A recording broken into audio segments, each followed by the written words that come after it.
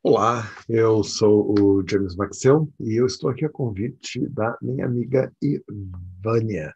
Pois bem, tá? Quem não me conhece, eu sou o James Maxwell, eu estou falando com vocês da Escócia. Eu tenho um estúdio de storytelling aqui no Reino Unido e eu já trabalho nesta área literária, ou na área de storytelling, já vai para mais de 40 anos. Para ser preciso, já faz 41 anos e meio. Em fevereiro do ano que vem, eu bato 42 anos de profissão dos meus 64 anos. Então, eu já trabalhei 3/4 da minha vida nesta área. Só com autores, por exemplo, o meu estúdio lida em termos de treinamento em várias línguas. A gente trabalha em português, em inglês e em espanhol. Nós também trabalhamos em francês, japonês, eventualmente, etc. Pois bem, a gente trabalha cerca de 120 obras, 120 autores por ano, e alguns anos, dependendo, se a gente tem algum contrato com casas publicadoras, editoras, etc., isto multiplica-se por muito mais. Ou seja, na minha trajetória profissional, já passaram tranquilamente pela minha mão cerca de 7.000 obras, né? Bastante coisa, né? Então, eu estou dizendo isso para vocês, não para fazer propaganda do meu estúdio, ou do que eu faço, até porque vocês podem ir no Google e encontrar tudo a meu respeito, mas para dizer que dessas, digamos, 7.000 obras, ou por aí, em que eu já trabalhei, eu tirei alguns critérios, né? Fiz alguma análise para ver assim, né? O que realmente, né, um autor, depois que escreve a sua obra, precisa realmente saber que é para tornar a sua obra publicável, para tornar a sua obra palatável. Porque o que eu vejo é o seguinte, tá? Entre a pessoa escrever alguma coisa, gente, e, e publicar, literalmente, ou entre o sonho e a realidade, é um caminho como daqui à Lua, né? O que eu vejo, por exemplo, é que a maioria das obras, isso estatisticamente falando, é só cerca de 0,05%. Isso dá mais ou menos assim, 5 obras em 5.000, ou por aí vai. Tá? Que são obras decentes, porque normalmente o pessoal escreve muita, muita, muita porcaria. Tá? Existe aquela porcaria, por exemplo, que dá até para fazer uma autopublicação básica e vender depois de uma palestra, tudo bem, tá? Mas existem aquelas porcarias que são ridículas, aquelas porcarias que as pessoas, se tentarem vender e alguém comprar aquilo, aquela atrocidade pode destruir com uma carreira do profissional, pode destruir com a reputação do profissional, ou até mesmo com a nossa reputação pessoal. Alguém vai dizer assim, como é que o fulano ou a fulana conseguiu pegar aquela droga, né, e ainda, né, me fez gastar, lá seriam 10, 20, 30 reais para comprar esse pedaço de papel que não serve para absolutamente nada. Então é isso, gente, assim, né? O grande problema nesta área é o amadorismo.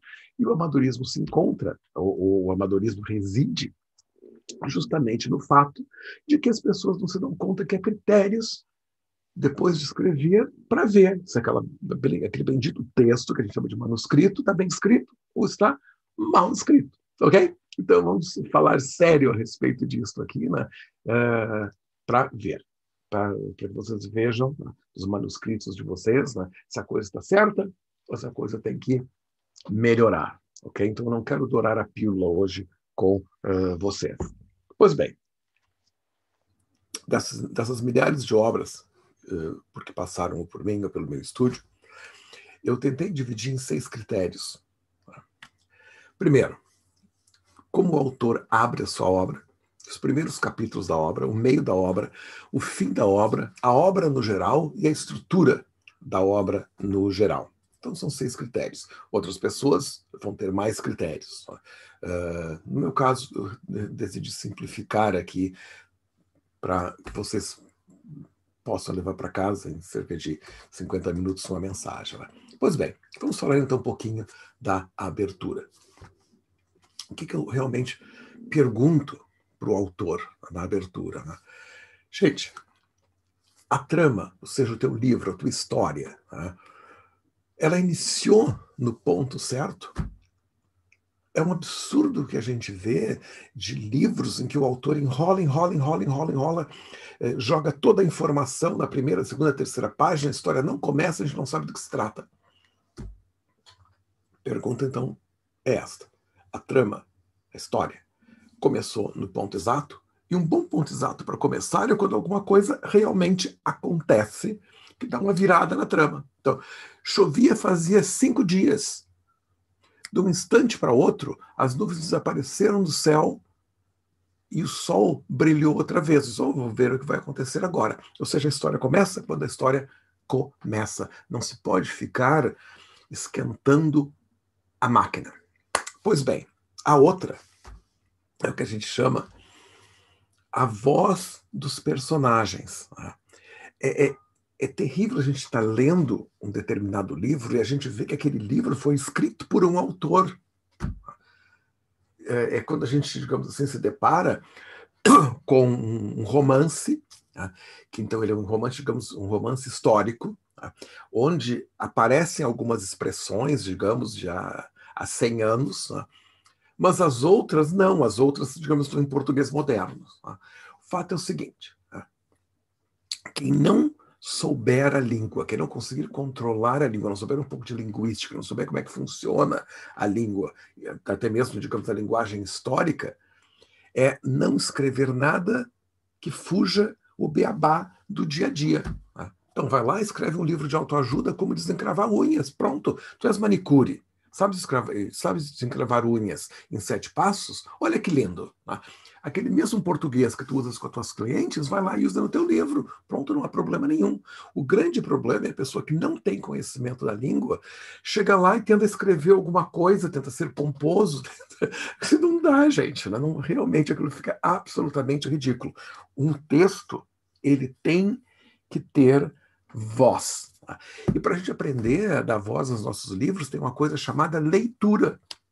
Então, quando a pessoa diz assim, mas James, o meu livro não tem voz, o que eu faço para melhorar? Eu faço uma pergunta simples. Quantos livros tu lê por meses, meu amigo ou minha amiga? Eu leio 2. É pouco.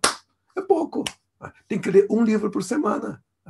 Quantos livros por mês tu lês e anotas para ver como é que se escreve, para ver como é que se constrói uma sentença, como é que se constrói uma unidade dramática? Ah, não, eu leio, anotar mesmo, eu não anoto, então. O que tu queres? A situação é realmente dramática, o teu livro vai ficar uma porcaria em termos de voz. Outra. A gente começa a ler um livro, tá? E os personagens, eles não têm nada que acrescentem a nada, nem a minha vida, aqueles personagens não me dão exemplos, não me transformam. Tá? Não, gente. Quando a gente está escrevendo alguma coisa, a principal razão de a gente escrever é justamente para transformar o outro de alguma forma. E o outro sou eu, o leitor, aquele que pagou pelo teu livro, ou aquele que pelo menos está cedendo umas horas de vida para ler aquilo que tu escreveste. Então não pode ser uma atrocidade. Então os personagens têm que ser muito bem construídos. A gente quer personagens, por exemplo, que tenham um por fora e um por dentro. Ou seja, o personagem tem motivos e motivações internas, tá? E ao mesmo tempo ele está inserido num determinado ambiente, numa determinada história, num histórico pessoal que o move naquela trama, ok?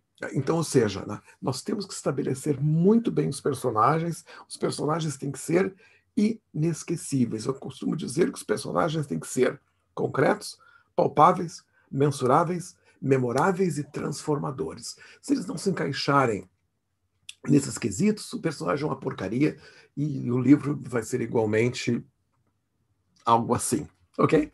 Então, cuidem. Termine isso no ponto exato, a voz está bem estabelecida, os personagens estão bem estabelecidos, bom, agora já começaste a ter um comecinho razoável. Agora vem um outro conjunto de critérios. Né? A gente começa a ler um livro E a gente não sabe muito bem quando e onde aquela história se passa. E tem que ficar claro no livro. Né? Se a história, por exemplo, é uma história futurista. Né? Futuro quando? É futuro 2054.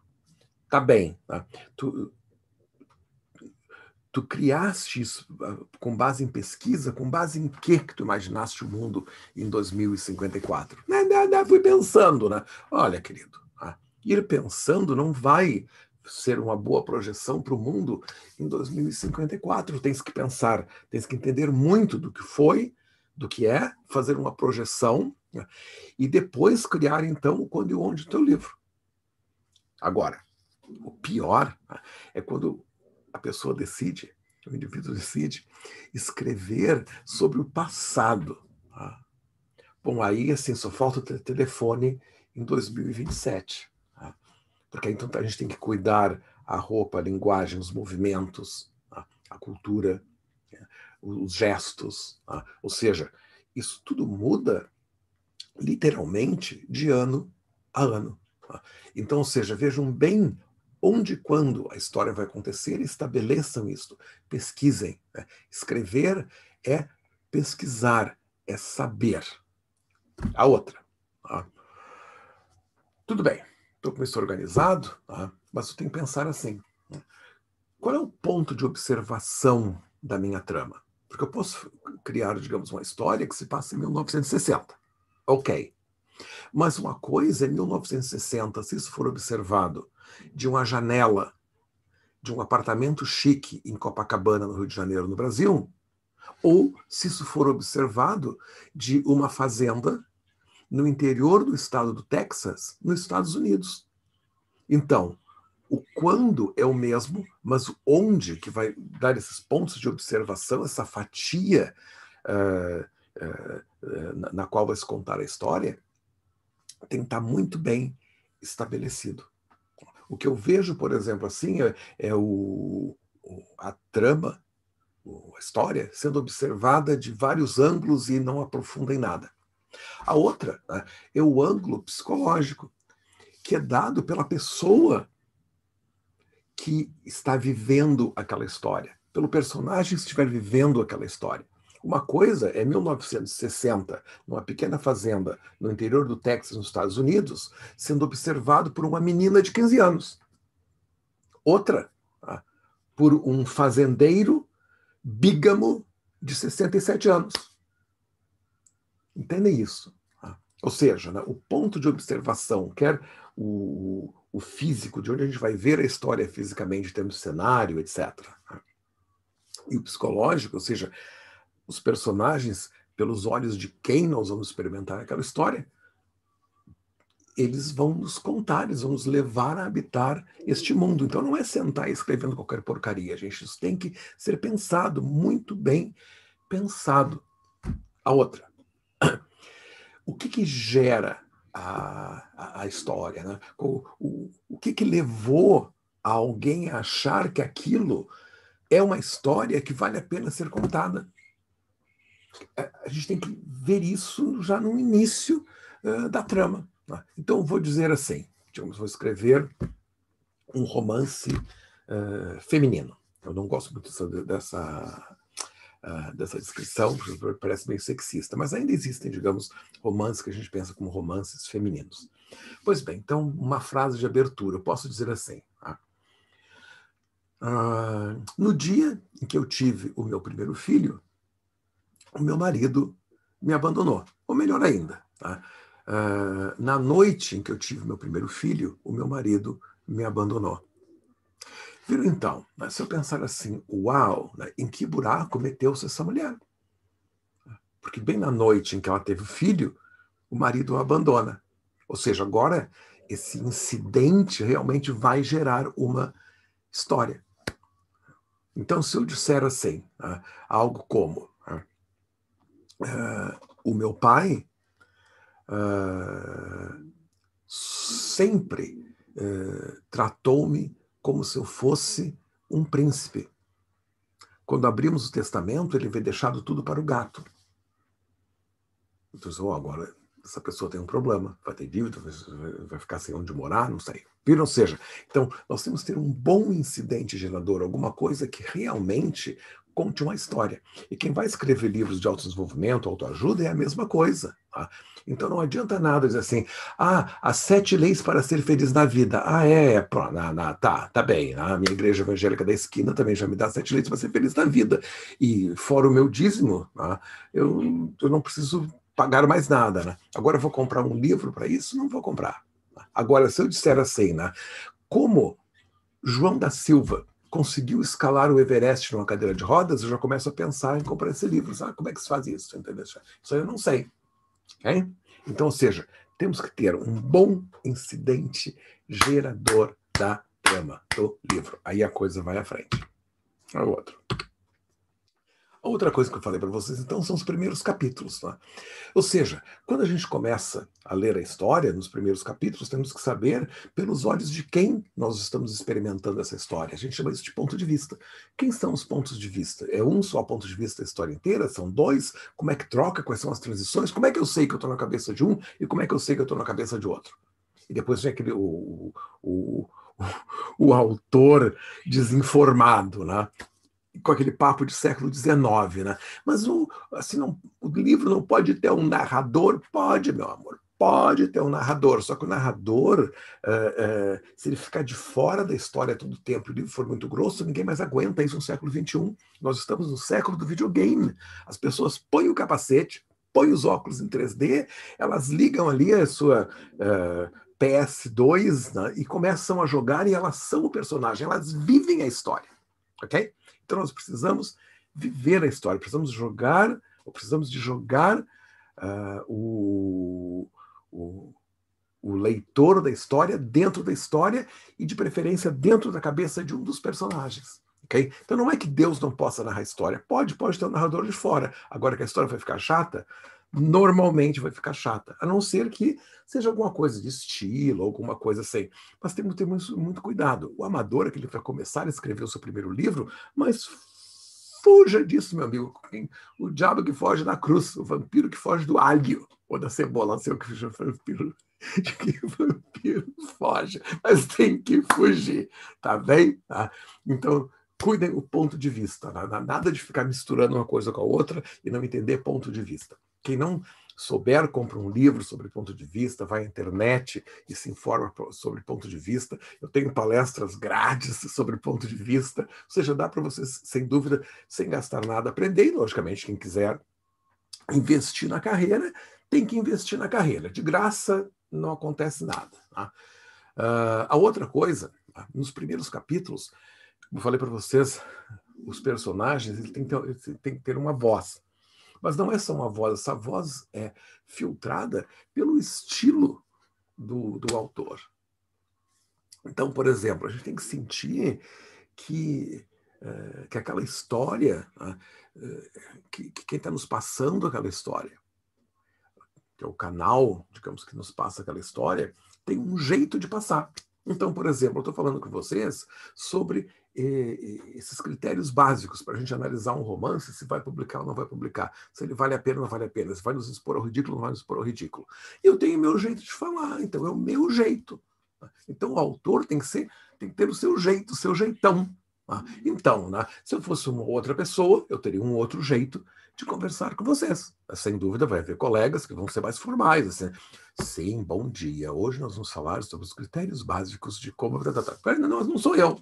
Okay? Então eu falo falando, outras pessoas falam mais para dentro, etc. Agora tem que ter um tom, tem que ter um estilo. E a gente está lendo o livro de vocês, tem que perceber isto. Aquela coisa assim, mas é que o meu tom parece o Jorge Amado. Olha, querido, parece o Jorge Amado? O Jorge Amado já escreveu a obra dele. Está encerrado. Realmente ele tinha um tom maravilhoso. O teu tem que ser diferente, porque se eu quiser tom de Jorge Amado, eu vou ler livro de Jorge Amado. Não vou ler o teu, quero saber o teu. E tu? O que tu tens para acrescentar a este mundo da literatura, da arte, das histórias? Que é diferente, que é concreto, palpável, mensurável, memorável e transformador. Se é para o Jorge Amado, eu leio lá o Jorge Amado. Pois bem, voltando ao incidente gerador, uma coisa que a gente tem que perceber nos primeiros capítulos é as consequências desse desse incidente que gerou a história. Então, se lá eu disse assim, na noite em que eu tive o meu primeiro filho, o meu marido me abandonou. Eu tenho que notar nos primeiros capítulos as consequências deste abandono, porque isso vai ser a história do livro. Como que essas consequências vão amarrar a trama, não só psicologicamente, não só por dentro, mas vão amarrar a trama por fora. Ok? A outra coisa também é como essas consequências do incidente gerador vão amarrar os personagens à trama. Como, digamos, essa mulher que foi abandonada pelo marido na noite que teve o primeiro filho, como é que vai ficar o relacionamento dela com o marido, ou com o ex-marido, com a família do ex-marido, com os amigos? Né? Como tudo isso se entrelaça devido a esse incidente gerador? E o que a gente tem que perceber, quando a gente está lendo os primeiros capítulos, é que a gente diz, não, esse livro, eu estou no começo, mas sem dúvida ele está me levando em direção a alguma coisa que vai ser absolutamente surpreendente. Então, eu já sei que eu vou chegar no meio daquele livro e eu vou dizer, uau, que meio, que coisa, que livro lindo que eu comprei, que história maravilhosa que eu estou lendo, não importa o gênero. Ou seja, o incidente gerador e tudo que sai do incidente gerador tem que, o irradia do incidente gerador, tem que levar irreversivelmente em direção a um meio absolutamente espetacular. E meio é meio, gente. Assim, aqui é meio de contar um número de palavras. Se eu escrevi 50 mil palavras para chegar ao meio, agora eu tenho 50 mil palavras para terminar o bendito livro. Okay? Meio não é mais ou menos no meio, é meio mesmo. Se uma pessoa comprar o livro abrir no meio, ali tem uma coisa que acontece que dá uma tremenda de uma virada.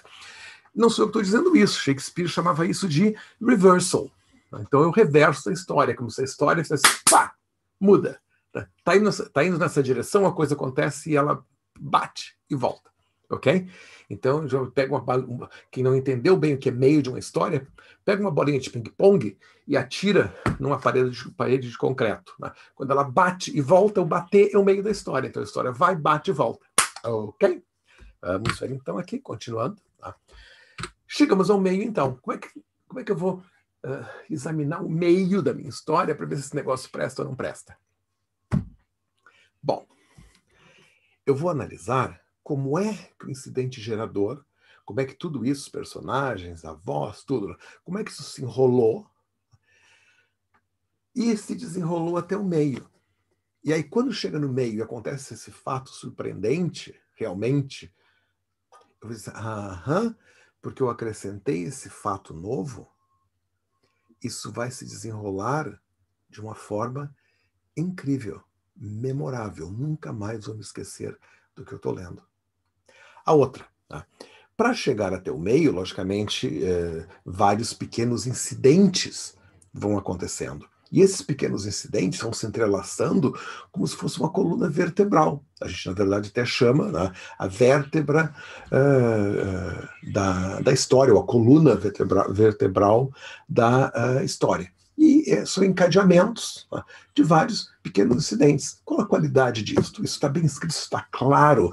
Quando o leitor se depara com o incidente, ele sabe que é lógico que uma coisa resultou da outra, que resultou da outra.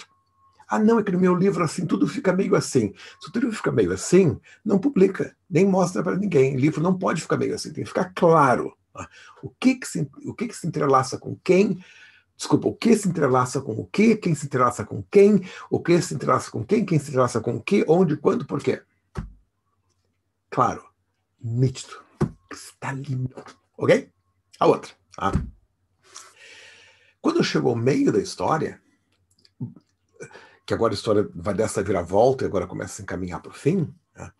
Eu, leitor, tenho que ter sentido as dores físicas e psicológicas dos personagens que estão vivendo aquela história. É para isso que a gente compra um livro. É para isso que a gente lê uma história.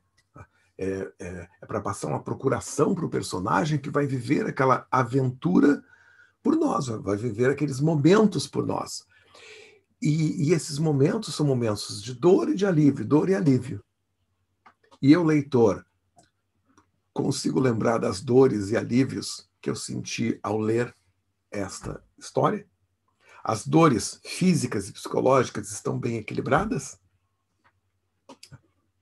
O profissional faz isso, sem dúvida, muito bem. O amador dá tiro para tudo que é lado e isso mal chega ao meio, né? O meio é uma bagunça.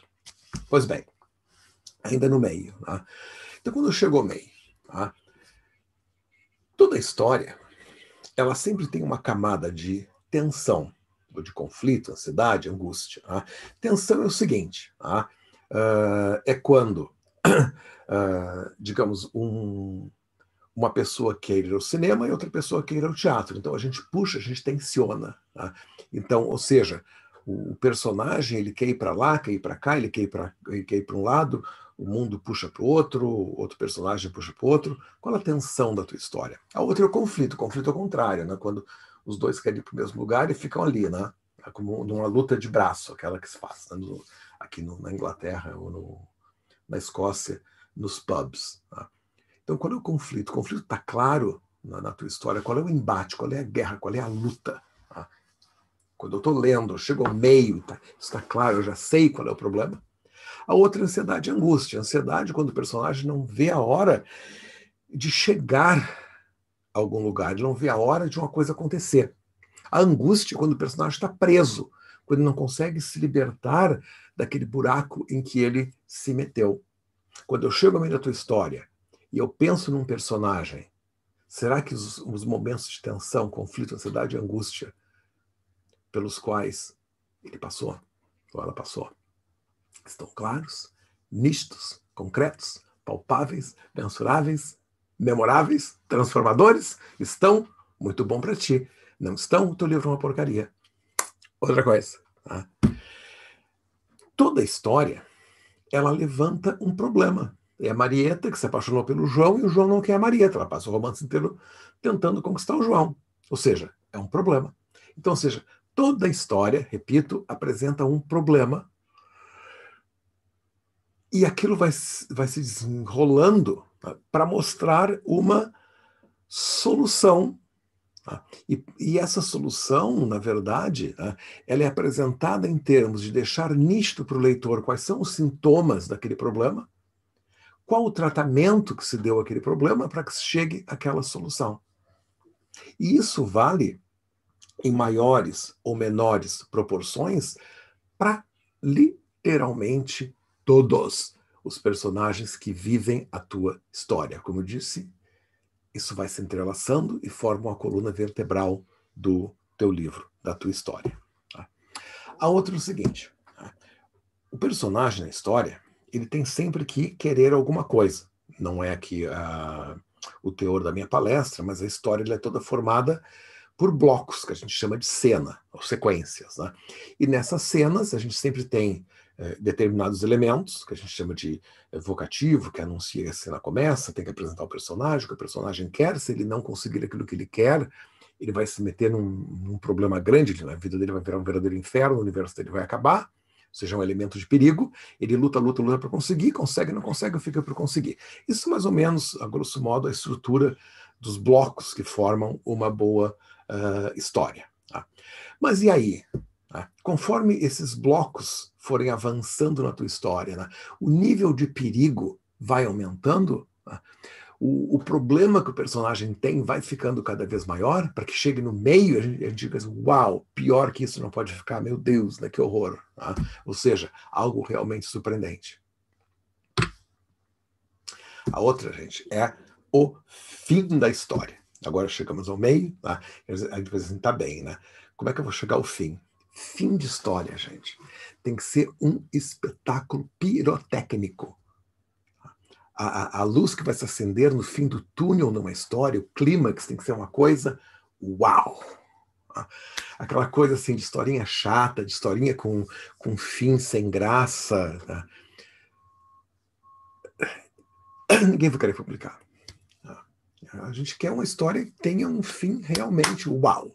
Observe que eu não estou dizendo final feliz. O final pode ser pirotecnicamente maravilhoso e ser um final dramático. Pois bem. Então, como é que a gente analisa, então, o final? Uns critérios básicos para isso. Bem, um critério básico da gente analisar o final de uma história é que nós temos que listar, e olha a palavra que eu estou dizendo aqui, listar, se eu quiser usar um sinônimo, elencar. Né? Eu preciso listar, elencar, né? Todos os incidentes do princípio ao meio da história, para que do meio até o fim da história, né, eu vá desvencilhando, porque eu fui enredando, tanto que a gente diz assim, qual é o enredo da tua história? Né? Eu fui enredando, até chegar ao meio, aquele nó terrível, e agora eu vou desenredando. Pois bem, tá? Então eu tenho que elencar os incidentes do início ao meio da história, e todos eles, de uma forma ou de outra, têm de ser contemplados até o fim da história. Mesmo aqueles, digamos, que não se desenrede. Tá? Então, digamos assim, o enredo foi tão grande que um personagem morreu. Tá? Então, não há como ressuscitar. Quer dizer, até há. Tá? Mas, normalmente, se for uma história realista, não há como ressuscitar. Mas há como lembrar dele. Há como achar um objeto que ele deixou. Ou seja, não deixa de ser uma espécie de ressurreição. Ok?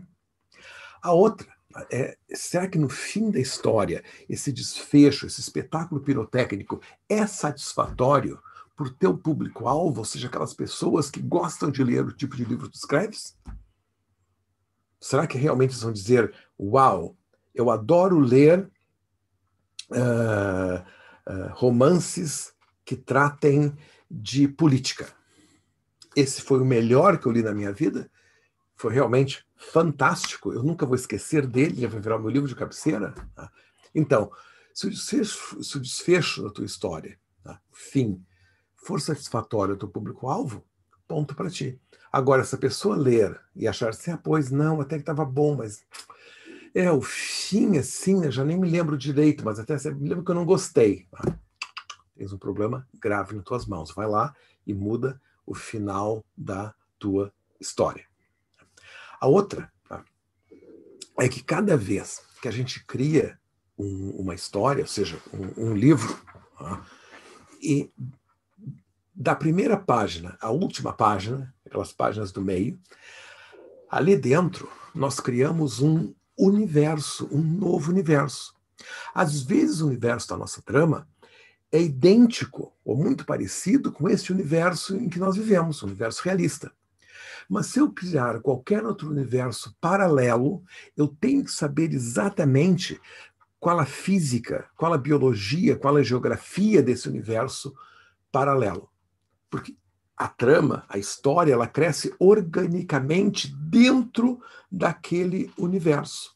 Porque, do contrário, a gente começa a dizer assim, mas ela tomou o trem atrasada e aí na história não acontece nada.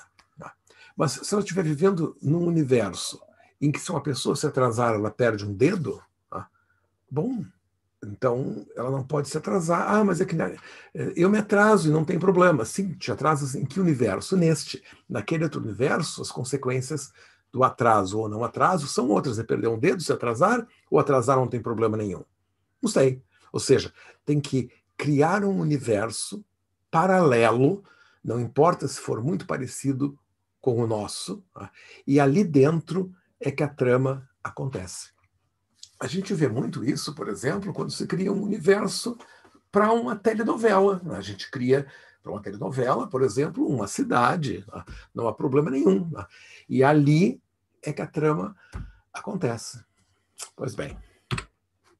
Vamos lá, então. Agora meio o geral, assim, quando a gente termina de escrever o livro. Tem que pensar assim, né?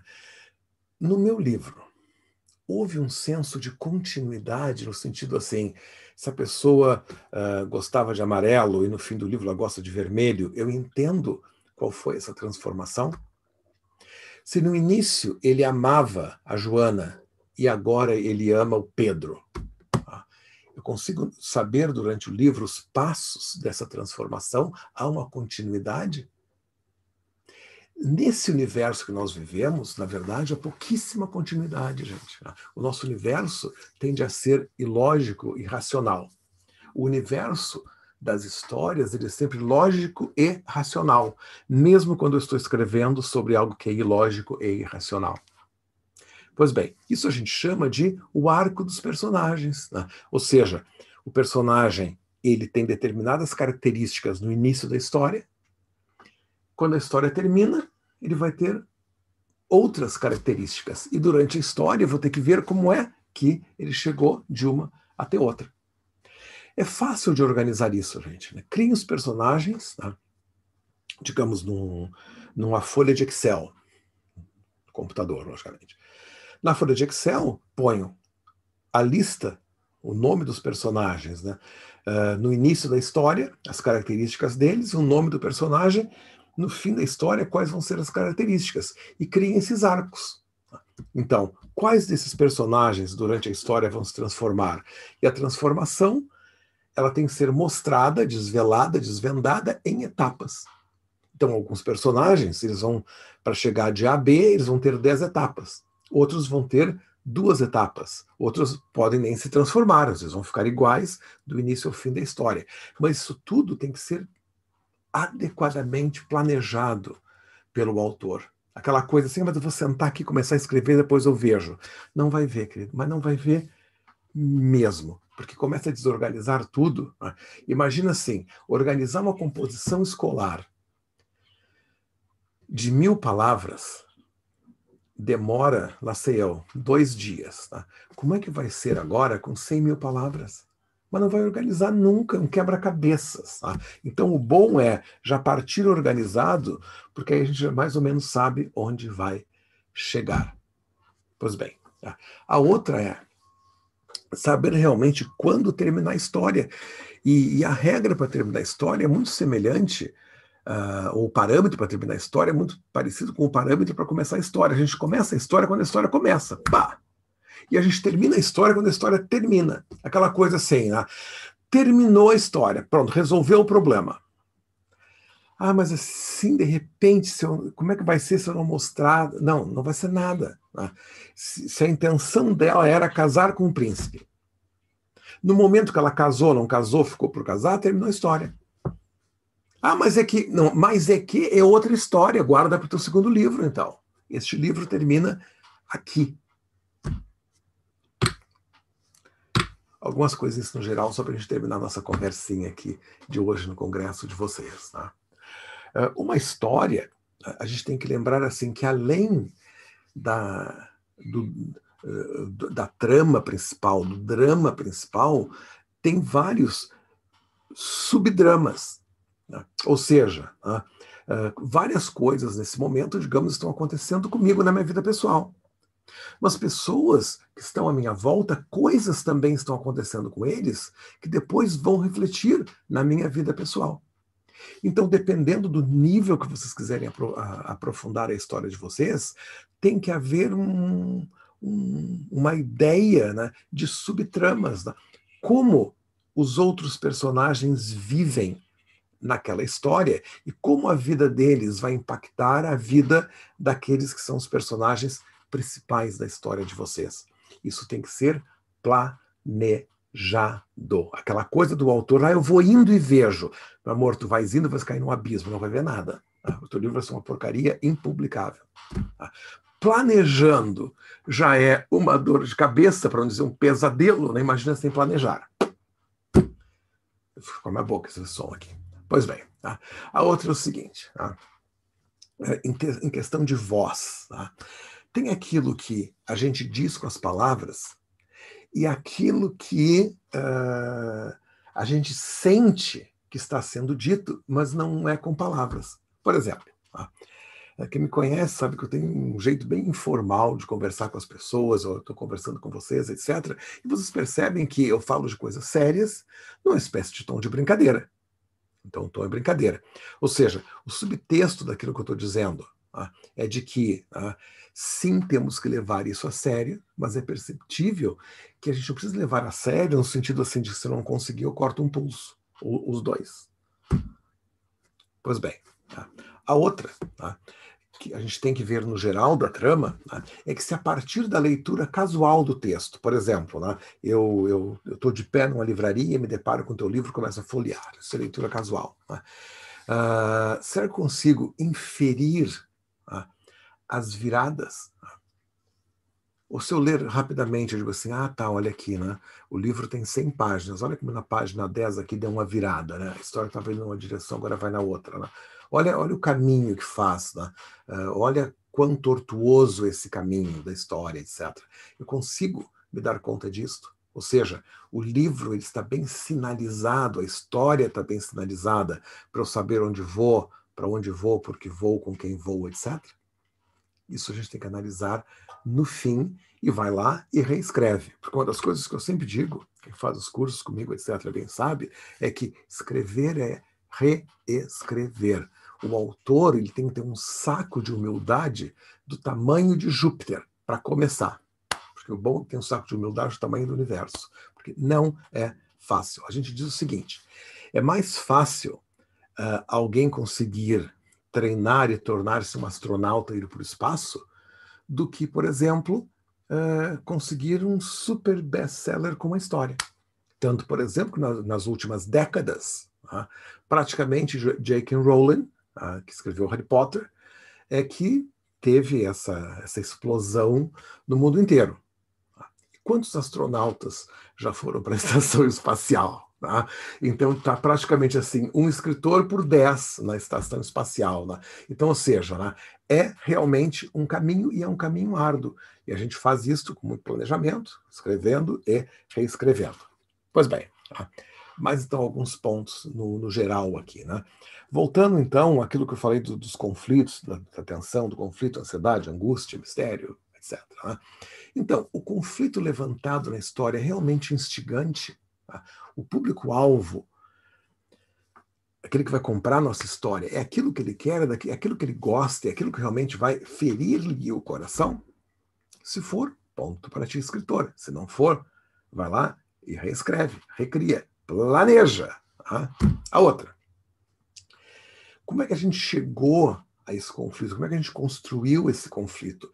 É um conflito com mais base no embate mesmo? Ou é um conflito que tem embate, mas tem muita tensão? É um conflito que gera muita ansiedade? Ou um conflito que os prende em alguma coisa, então gera muita angústia? Tem que decidir. Isso tem que planejar. Senão a obra, até a metade, vai de um jeito, a metade para o fim vai de outro jeito. Bom, aí é salada, aí não é literatura. Aí tem que abrir um restaurante e não publicar um livro, não é verdade? Pois bem, a outra é que tem que ficar bem claro na nossa história, quais são os conflitos principais da história. Então, por exemplo, quando eu disse para vocês, na noite em que eu tive o meu primeiro filho, meu marido me abandonou. Agora isso vai gerar vários outros conflitos. Digamos, entre eles, que esse marido, cuja mulher teve o filho, ele era riquíssimo, mas ele decide não partilhar a fortuna com essa mulher que teve o filho dele, porque eles não são casados. Então, isso vai ser um outro conflito na história. Então, supostamente, digamos, central. E esse conflito central, digamos, ele não querer dividir a fortuna, quais são as consequências externas na história? De repente, o filho ir para uma escola de menos qualidade, ter uma qualidade mais baixa de vida, precisar de um medicamento e não ter quem compre?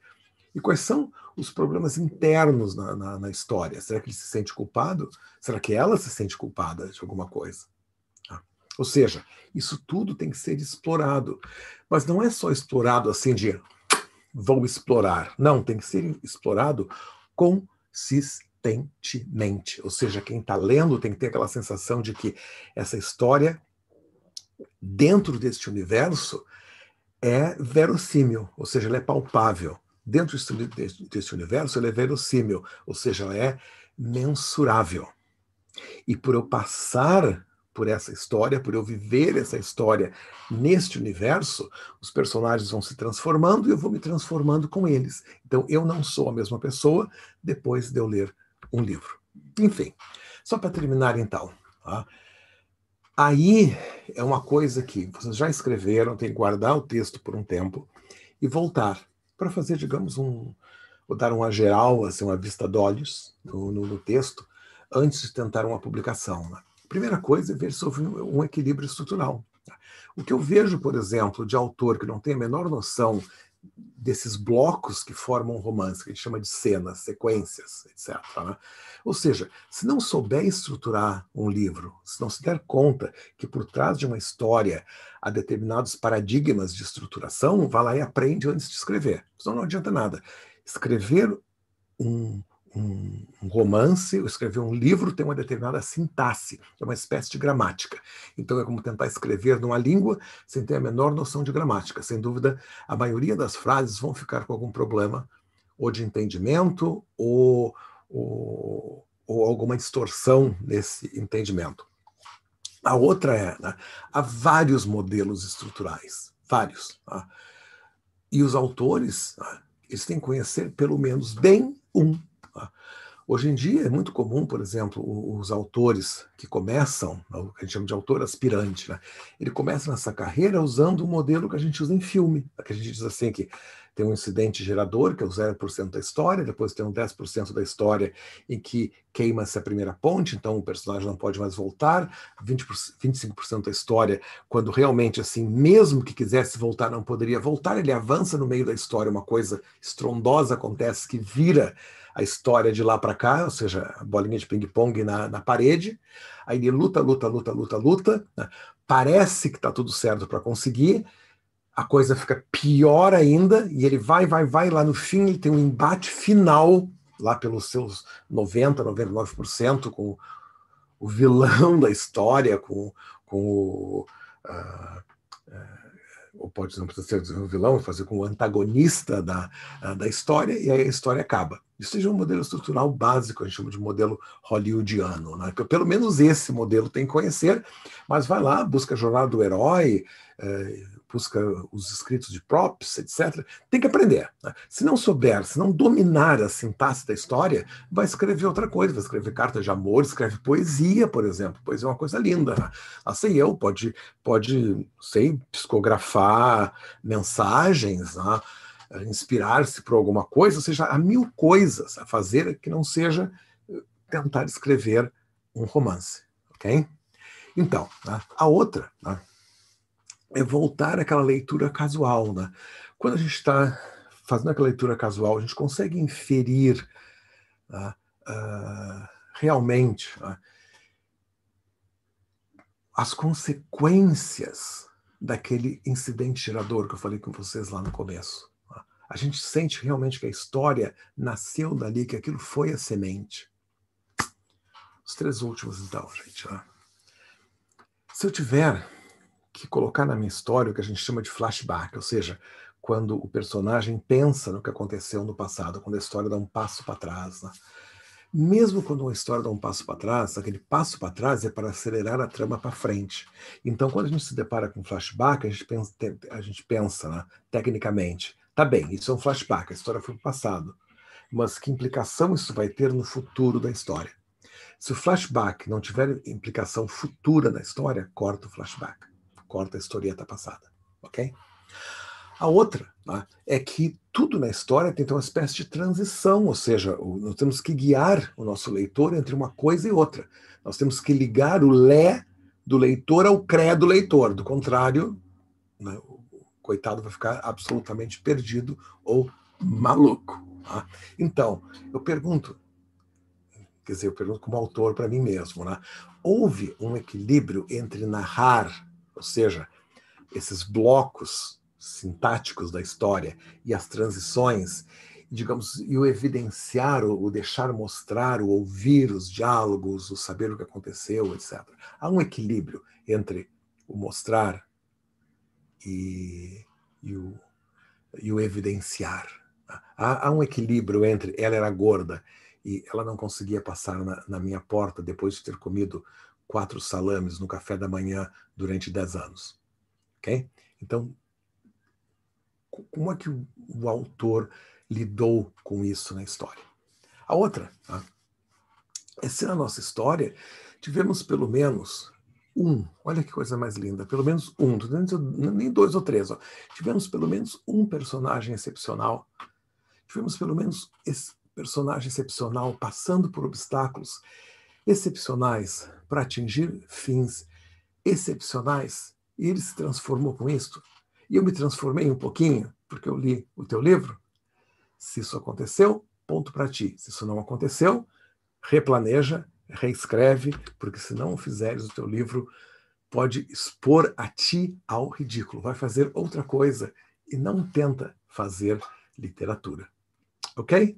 Então tá, gente. Né? A minha conversa foi direta, foi clara, né? Para mostrar para vocês esses critérios básicos. Como eu disse para vocês, milhares de livros passaram e passam pela minha mão. Né? E a gente lembrar que só cerca de 5 livros a cada 5.000 é que são publicados. E observe que ser publicados não significa nem vender. Quanto mais vender bem, ou se tornar um livro que seja o que a gente chama de good seller, que vende bastante bem, ou um best seller, que vende melhor do que os demais. Ok? Então, realmente, é um caminho árduo, é um caminho possível, é um caminho que exige técnica, estudo, e cada vez um número muito maior de pessoas estudam, aprendem, vêm querer saber como é que se faz. Porque o fato é o seguinte, se tu ficares simplesmente no sonho de vais publicar a tua obra, que a obra vai ser linda, etc., etc., e não fizeres nada, o colega do lado está fazendo. E na hora de entrar no funil da publicação, não tenho dúvida que ele vai estar na tua frente, ok? Bons estudos, bom trabalho, bom congresso para vocês. Até mais então, gente. Um beijo.